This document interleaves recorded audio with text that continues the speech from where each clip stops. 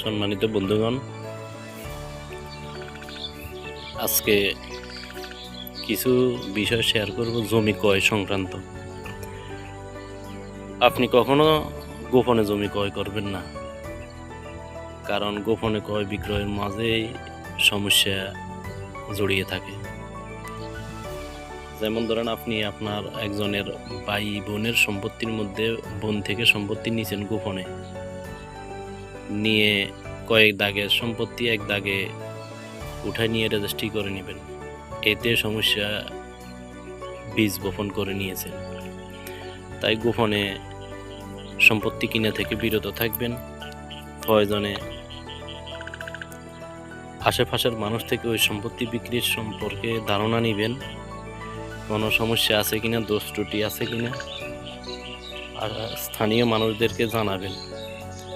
বায়নাপত্রে signboard টাঙিয়ে দিবেন। যদি সাইনবোর্ড টাঙাতে না পারেন, প্রতিবেশী থেকে খোঁজ খবর নিয়ে নেবেন। কাগজপত্র যাচাই করবেন।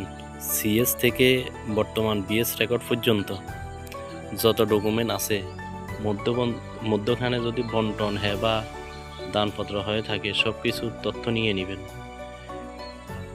কারণ আপনার সঞ্চিত কষ্টের টাকা দিয়ে জায়গা কিনে বিবাদে জড়ানোর কোনো প্রশ্নই আসে না।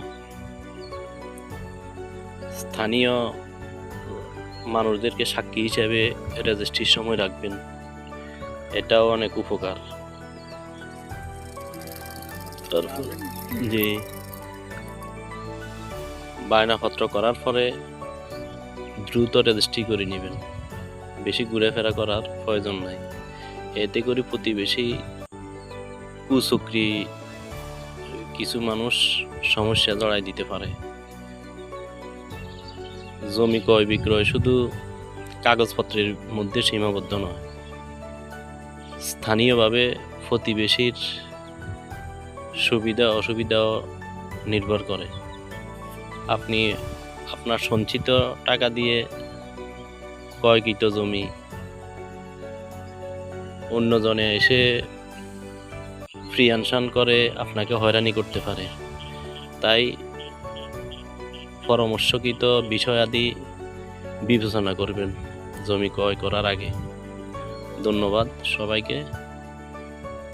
আরও সুন্দর সুন্দর পরামর্শ পেতে সাথে থাকবেন।